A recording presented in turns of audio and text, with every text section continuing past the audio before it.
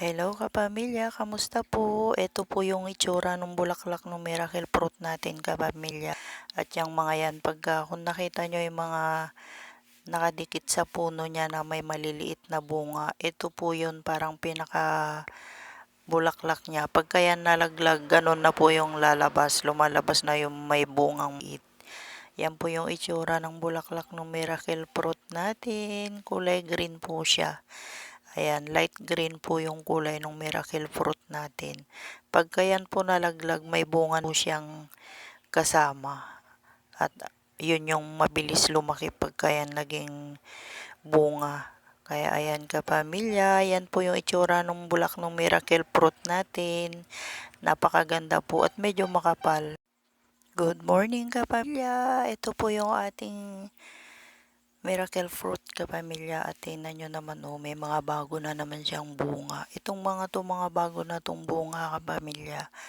At ito ginagawa nating juice kapamilya. Ayan yung ating miracle fruit kapamilya. Mga bagong bunga lang yan, napakabilis nilang lumaki. Pag nakikita mong may maliit, mga ilang araw lang, malalaki na sila at mabilis silang lumaki.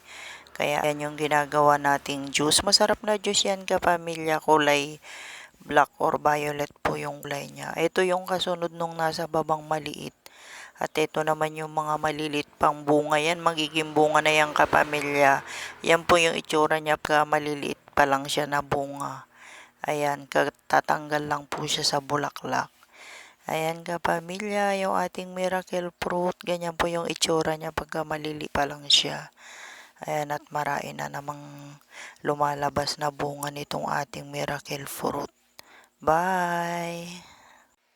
Hello kapamilya, ayan haharbisin na po natin ang ating singkamas. Tingnan nyo, nakakatuwa. Ito yung pinaka masayang parte pag nagtatanim kayo kapamilya, yung inaharvest na natin yung bunga ng ating singkamas, nakakatuwa. At tingnan nyo naman, napakarami niyang bunga at kailangan na natin tong pitasin kapamilya kasi pag hindi natin pinitas ito, titigas na to. Hindi na rin natin iuulam yan pagka yan tumigas. Kaya yan kapamilya, hahaluan natin ng saluyot at itong saluyot na to kapamilya ay masarap po ito. Kaya ito yung ating iuulam at lulutuin natin yung saluyot sa kasingkamas na yan. Naku, masarap na naman ang ating ulam. Kaya ayan, ready na naman tayo at pitasin na natin tong ating mga dahon-dahon.